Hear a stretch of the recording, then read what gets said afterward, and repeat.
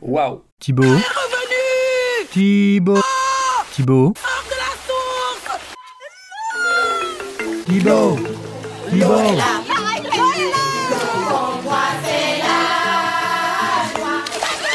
Thibaut. Thibaut. Thibaut. Bonjour. Donc oui, je suis en retard, c'est-à-dire que je filme cette vidéo le lendemain du jour où elle aurait dû être sortie, mais c'est pas grave. Vous êtes tout à fait en droit de vous dire que je me fous de votre gueule. Après, j'ai l'impression que tout le monde n'a pas enregistré l'information que j'essaye de sortir une vidéo tous les mardis. Et comme il y a eu tous mes examens, etc., et que du coup j'ai sorti moins de vidéos, je dirais que ce retard est passé avec discrétion. Bon bref, on s'en bat les couilles. Donc aujourd'hui, j'avais envie de vous proposer une petite vidéo de recommandation. En fait, j'ai été inspiré par la vidéo de Alex Bouquin en Prada qui avait fait un tag autour de Friends pour la mort d'un des acteurs. Et au départ, c'est un peu ce que je voulais faire, un espèce de tag autour de How I Met Your Mother, puisque je connais un peu moins Friends. Du coup, ce que je vous propose, c'est qu'en fait, un petit format rigolo. Waouh, je m'avance beaucoup. C'est pas garanti que ce soit drôle. Toujours est-il que je vais prendre chacun des personnages de How I Met Your Mother, les personnages principaux, et c'est un peu si vous aimez tel personnage, vous aimerez peut-être les livres que je vais vous proposer. J'ai mis un roman et un graphique pour chaque personnage, donc Marshall, Lily, Robin, Ted et Barney. Il n'y a pas de piège, c'est assez bateau, donc allons-y. Pour commencer, je vais prendre Ted, qui est un peu le perso principal, puisque c'est lui qui raconte comment il a fameusement rencontré la mère de ses enfants. Et pour lui... I have seen the face of God. Je suis en train de me dire que...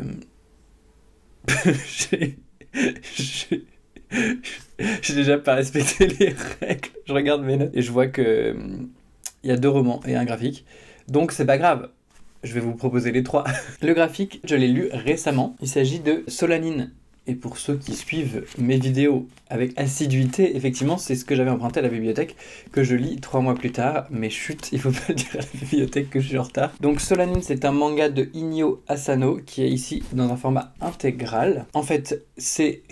et vous allez peut-être voir le lien, l'histoire d'un groupe d'amis dans la vingtaine qui fait cette transition entre être jeune adulte et adulte. On va commencer par suivre une jeune femme qui en a marre de son boulot et qui décide de démissionner. Et petit à petit, en fait, au fil des chapitres, on va découvrir tous les personnages qui gravitent un peu autour d'elle dans son cercle d'amis, qui ont tous en fait leur propre challenge, leur propre deuil à faire par rapport à la fin de l'enfance, la fin de l'adolescence et la fin d'une partie de leur vie. Et comment en fait trouver un peu de sens dans sa vie, où trouver ce sens. Voilà, moi je trouve que ça se rapproche pas mal en vrai du thème de la série en tant que tel, mais aussi de Ted qui, alors certes, ça a son temps à dire qu'il cherche l'amour, mais malgré tout, il y a toute une question aussi de comment trouver un métier qui nous plaît, comment se lancer un peu dans les choses qu'on rêve faire et qu'on n'ose pas faire, etc. Donc je vous le recommande beaucoup parce que j'ai vraiment trouvé ça super. Et en fait, le roman dont je vais parler, c'est à peu près la même idée. C'est Où es-tu mon admirable de Sally Rooney. En fait, je trouve que vraiment Solanine et Où es-tu mon admirable, c'est vraiment cette même idée de... on est face à des jeunes qui ont commencé à travailler mais qui ne trouvent pas de sens dans leur vie, etc. Où es-tu mon admirable, c'était vraiment admirable. C'est nul! J'avais vraiment adoré, alors que Normal People, j'avais trouvé ça très bien écrit, on sentait vraiment le talent de la nana. Où es-tu mon admirable, j'ai vraiment été très touché par le texte et par les personnages et par ce qu'ils ont traversé. Probablement que je me suis plus identifié à leurs problématiques, etc. Je l'ai choisi un peu pour les mêmes raisons que Solanine, donc c'est toujours cette idée voilà, de ces personnages en quête un peu d'eux-mêmes, en quête de sens et d'amour aussi, évidemment. Et pour parler de personnages en quête d'amour, je vous propose un autre livre qui est en fait une petite duologie, donc c'est What If It's Us et Here's to Us. C'est donc une romance gay entre 2 jeunes hommes qui vivent à New York. Il y en a un qui vit à New York à la base et un autre qui est là pour un stage pendant l'été. Et ils vont avoir une rencontre, etc. Et en fait, il y a un peu cette folie qu'on associe avec le sentiment amoureux et qu'on retrouve beaucoup chez Ted, n'est-ce pas? Et je trouve qu'on la retrouve beaucoup dans un des personnages qui est du coup celui qui vient en stage, dont j'ai évidemment oublié le nom parce que j'oublie tout. Du coup, je trouvais ça pertinent. Si vous avez bien aimé un peu ce côté, voilà, fou d'amour et amour fou de Ted, moi je trouve que c'est quelque chose qu'on retrouve assez positivement. Ça se veut fun, ça se veut. Il n'y a pas trop de grosses remises en question, etc. Fascinating how profoundly little I know about vaginas. Ok. Après Ted, on va prendre son meilleur pote, qui est donc Marshall. Le graphique que je vous propose, c'est en fait toute la saga, toute la série saga de Brian K. Vaughan, je crois, qu'on dit comme ça, le nom de l'auteur. Saga, c'est l'histoire d'une famille, d'un couple en fait, qui viennent de deux camps opposés, et qui tombent amoureux, et qui ont un enfant notamment. Et en fait, cet enfant, du coup plutôt symbole de paix, ne va pas faire plaisir aux deux camps en guerre. Et donc cette famille va être un peu poursuivie à travers la galaxie. Et ça, c'est un peu à la fois très fantasy, puisqu'il y a un peuple qui est plutôt une espèce de peuple qui possède de la magie, etc. Et l'autre peuple, c'est beaucoup plus le côté science-fiction, avec des fusils laser et tout le bordel. Donc c'est un peu un mélange des genres qui est assez fun en vrai. Et dans tous les cas, en fait, ce pourquoi on suit l'histoire de Saga, c'est pas tant pour l'univers, même si c'est rigolo, mais moi je trouve que c'est vraiment les personnages et leurs interactions qui sont fascinantes. Il y a vraiment cette importance donnée à la famille dans Saga que je trouve qu'on retrouve énormément chez Marshall, qui adore sa famille à lui, qui crée sa propre famille au fil des saisons. En plus de ça, c'est fun, c'est touchant, à la fois ça parle de sujets très cons et très triviaux, et en même temps parfois de sujets très lourds, un peu comme ce que va traverser Marshall au fil des saisons. Voilà, je vous le recommande, parce que j'ai trouvé ça super, même si c'est parfois un peu déchirant. Le roman que je vous propose pour Marshall, c'est Zephyr Alabama, que je peux vous montrer. Oh mon dieu, attendez. Toujours dans cette merveilleuse édition. Dans Zephyr... Oh. Regardez pas trop par là, il y a un morceau de scotch qui vient réparer ma couverture. Morceau de scotch qui ne colle pas du tout. Super. C'est l'histoire d'un enfant dont j'ai oublié le nom, mais c'est lunaire, hein, j'oublie tous les noms, on s'en bat les couilles du nom, d'un enfant qui va un jour, alors qu'il est dans la voiture avec son père, voir une voiture en fait avec quelqu'un attaché au volant à poil, genre la voiture tracée devant eux et tomber dans le lac, et du coup ils n'ont pas le temps de sauver la personne, mais le mystère de qui est cette personne et pourquoi elle a été mise dans cette situation au point d'en mourir, va traverser tout le bouquin. Ça c'est pour le résumé, mais c'est pas du tout ce pourquoi je vous le présente pour le personnage de Marshall, parce que en fait je trouve que le cheminement de Marshall au fil de la série, ça va vraiment être un passage de l'enfance à l'âge adulte, tout en gardant quelque chose vraiment de cette magie de l'enfance. C'est vraiment ce qu'on retrouve dans ce livre, des descriptions de ce que c'est que d'être un enfant, qui sont, je trouve, sublime et très juste, et ce regard en fait qui est posé par ce garçon sur son entourage, qui est parfois à la limite en fait du magique, c'est-à-dire qu'il voit des choses, parfois on se demande si c'est vraiment ce qu'il décrit ou c'est simplement son regard d'enfant qui embellit les choses, qui vient rajouter un peu de mystère, un peu de magie. Et Marshall a tout ce côté aussi où il est passionné par toutes les créatures mythiques, un peu comme Nessie, Bigfoot, etc. Et il est persuadé un peu qu'elles existent. Tout ça, c'est un côté très attachant, je trouve, de ce personnage-là. Il y a tout aussi une question de justice dans ce livre, autour justement du meurtre, qu'est-ce qui s'est passé, mais au-delà de ça, toutes les injustices qu'on peut voir dans la ville en fait de Zephyr, qui vont nous être décrites au fil du roman. Et évidemment, vous n'êtes pas sans savoir, si vous avez vu la série, que Marshall travaille dans le droit, il va faire plein de métiers différents dans ce domaine. Donc il y a on retrouve cette thématique de la justice et encore une fois cette thématique de la famille, puisque il y a forcément, puisque c'est un enfant, une relation avec ses parents, et même la famille un peu qu'on choisit, avec ses amis, enfin bref. C'était sublime, c'est vraiment... Vous savez les capsules là qu'on fait, où on met plein de trucs, et les gens en 2070 rouvriront et diront « Oh, trop rigolo, un yo-yo » ou je sais pas quoi, bref. Je trouve que c'est un peu ça. ce livre, c'est une capsule où l'enfance aurait été mise dedans. Et ce moment un peu charnière, et pas qu'un peu en fait, charnière, où on quitte l'enfance pour entrer dans l'adolescence et faire vraiment un peu plus partie du monde des adultes. C'est très très bien fait, c'est très très beau et je ne peux que vous le recommander. This is what I get after I worked as a stripper for 4 years to put you through medical school. Après Marshall, je vais évidemment vous parler de Lily. Et j'ai eu un peu de mal, c'est marrant, j'aurais pas pensé à trouver des livres pour elle, en fait, tout simplement. Pour le graphique, je vais vous proposer une BD que j'ai lue il y a très longtemps, parce que c'était mon frère qui me l'avait recommandé, c'est Le Sculpteur de Scott McCloud. On suit un jeune artiste qui a un peu du mal à vivre de son art. Enfin voilà, c'est sa vie un peu empêtrée dans sa relation complexe qu'il a à son art et comment il n'arrive pas forcément à faire ce qu'il voudrait.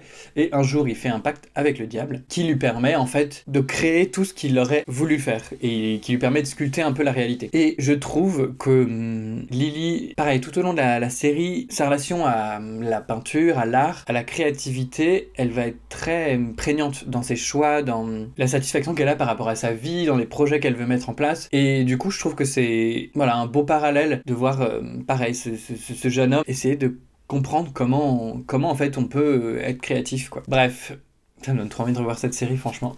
Je crois que je vais me la refaire. Et pour le roman, je vais vous parler de Circé de Madeline Miller, que je n'ai pas, mais que j'ai adoré. Donc pour ceux qui ne connaîtraient pas, même si je sais que c'est un livre très connu, donc bon, probablement que tout le monde en a entendu parler, c'est l'histoire de Circé, donc la sorcière qu'on rencontre dans les aventures d'Ulysse, dans l'Odyssée, je crois, d'Homère, qui apparaît vraiment genre un tout petit moment. C'est la fameuse qui transforme les hommes en cochons et qui finit par tomber folle amoureuse de Ulysse, évidemment. En fait, c'est une réécriture donc de la mythologie grecque autour de ce personnage-là et de sa naissance, de sa création à pas la fin de sa vie, puisque c'est un personnage immortel, hein, c'est le principe de la mythologie. Donc je dirais à la fin de sa métamorphose un peu. En fait, le personnage de Circé était, je trouve, passionnant à suivre, à la fois très ancré dans ses choix et en même temps constamment affecté par ses relations, qui a du mal à ne pas rester en lien, quoi. Malgré toute la solitude qu'il y a dans ce livre, hein, parce qu'il y en a beaucoup. Et c'est quelque chose que je trouve qu'on retrouve pas mal chez Lily, ce côté vraiment... Alors, il y a un petit côté manipulateur chez elle, et c'est quelque chose qu'on retrouve chez Circé, mais surtout ce côté investi dans ses relations, qui est prêt à aider, à prendre du temps, à réfléchir, et puis après, à côté de ça, c'est vraiment une femme puissante, qui a ses choix, ses valeurs, et qui les tient, qui reste ancrée, solide, et voilà. Je trouve qu'il y a quelque chose qu'on peut mettre en relation. Just be yourself. Say something nice. Which one? I can't do both. Après Lily, je vous parle de Robin, que j'adore, vraiment. Bon, je les aime tous, hein, mais Robin, elle a une place dans mon cœur particulière. Pareil pour Robin, j'ai eu un peu de mal à trouver, et en regardant mes notes, je vois que j'ai eu du mal à choisir et à m'arrêter sur 2 choix, puisqu'il y en a 4. Rapidement, j'ai mis Thorgal parce que je trouve que le personnage de Chris de Valnor dans Thorgal, c'est pas du tout la même personne, mais je les associe un peu entre elles. Chris de Valnor, quand j'ai lu Thorgal en grandissant, je la trouvais en vrai un peu relou parce que ça reste quand même une antagoniste la majorité du temps, mais qu'est-ce qu'elle avait l'air fun, stylée. C'est un peu comme, vous savez, parfois c'est les méchants de Disney qui sont plus appréciés que les personnages principaux de leur film, et il y a un peu de ça. Bon, il y a toujours cette idée un peu de femmes humaines vraiment, puisqu'elles sont fortes, elles sont solides, et en même temps, elles ont des grandes fragilités, toutes les deux. Elles ont toutes les deux ce côté un peu... où elles s'emparent d'une partie de la masculinité, etc. Robin elle aime beaucoup de choses un peu classiques. Il y a tout un épisode autour de ça où elle connecte vachement avec Barney, justement, sur plein de trucs très macho. Et Chris, c'est une combattante, etc. Ce qui n'est pas forcément... par exemple, le cas de la femme de Thorgal, qui est beaucoup plus... elle est un peu plate, pardon. Je l'ai dit. Bon, j'avais mis Thorgal en mode... voilà, comme ça. Mais évidemment, je voulais vous parler de Culotté. Même si j'en ai déjà parlé dans une autre vidéo, je pouvais pas ne pas faire un lien entre Robin, pour qui son projet professionnel lui tient vachement à cœur, et toutes ces femmes dans Culotté qui ont accompli des choses incroyables et qui ont vraiment pris à cœur souvent leur carrière professionnelle, quoi, et qui l'ont mis en priorité. Donc évidemment allez lire Culotté parce que c'est passionnant. Et j'ai 2 romans aussi. L'un c'est Chien du Home que je peux aussi vous montrer. Donc Chien du Home de Justine Niogret que j'avais beaucoup aimé et dont le résumé m'échappe un peu. Mais on suit en gros une guerrière plutôt brutale, un peu brute de décoffrage, qui est à la recherche je crois d'une hache. En fait il y a une histoire avec une hache. Je sais qu'elle cherche je crois une hache et une histoire avec son père. Il y a 2 trucs et je sais plus comment ils sont liés, etc. Bon bref. Et bon, pour ceux qui ont vu la série, vous savez que le lien qu'a Robin avec son père est particulier et complexe. Et c'est aussi le cas de cette femme dans ce livre. Et on est aussi sur 2 personnages qui, en fait, sont elles-mêmes, quoi. Elles sont effectivement parfois plutôt... Enfin, elles ont plutôt des attributs masculins, on va dire...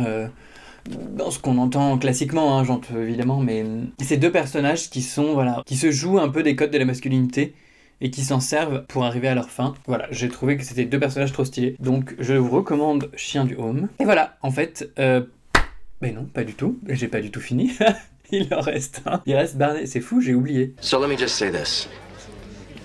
I'm done. Pareil, j'ai eu du mal à réduire le nombre de choix que j'avais, parce que je suis parti un peu dans tous les sens, mais j'ai choisi pour le graphique Il faut flinguer Ramirez, parce que, en fait, cette BD, donc, qui suit un employé de bureau, je crois que c'est des vendeurs d'aspirateurs, qui est muet, il me semble, et qui commence à se faire poursuivre par une sorte de mafia mexicaine, qui est persuadé que c'est un tueur en série, ou une espèce de mercenaire qui serait une menace pour eux. Et en fait, il y a ce côté extrêmement cinématographique dans cette BD, avec des scènes, voilà, explosives, c'est complètement what the fuck, mais ça explose de partout, c'est vraiment un film d'action en BD, mais qui se prend pas au sérieux, ce qui le rend d'autant plus fun, avec parfois il y a des pages de pubs, où c'est vraiment des pubs créées, parfois par exemple pour les aspirateurs de la boîte, enfin tout est méticuleusement vraiment créé pour rendre un peu un univers assez dingue, assez dément, et moi je trouve qu'il y a vraiment, vous savez, donc Barney il est connu notamment pour sa fameuse catchphrase là, Legend, wait for it, Derry. It's gonna be legend, wait for it, and I hope you're not lactose intolerant because the second half of that word is dairy. Parce qu'il veut tout le temps que sa vie ressemble à ça en fait, à ce qu'il y a dans cette BD. Et je pense que dans sa tête, c'est ça qui se passe. Il y a des explosions, il y a des gens qui se mettent à le pourchasser, enfin c'est dans sa tête c'est un film quoi.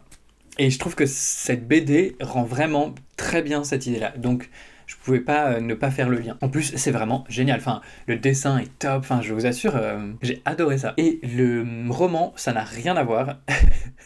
C'est Premier de cordée de Frison Roche. Pourquoi ? Eh bien, parce que c'est un film avec des personnages assez macho, ce qui est un peu le cas de Barney justement, qui est connu pour enchaîner les meufs et être justement cette incarnation un peu d'une masculinité... toxique si j'ose dire. Et en fait c'est pas tant que c'est de la masculinité toxique dans Premier de cordée, c'est justement qu'en fait on nous présente des hommes, c'est vraiment une histoire d'hommes, donc ça va peut-être pas parler à tout le monde, qui sont donc des guides de montagne à Chamonix je crois, hein. Et ce que j'ai trouvé assez fort, c'est que justement, quand j'ai commencé à lire, je me disais, oh là là, ça va être des personnages plats qui sont là, oh regardez mes muscles, regardez, je grimpe une montagne, j'ai peur de rien.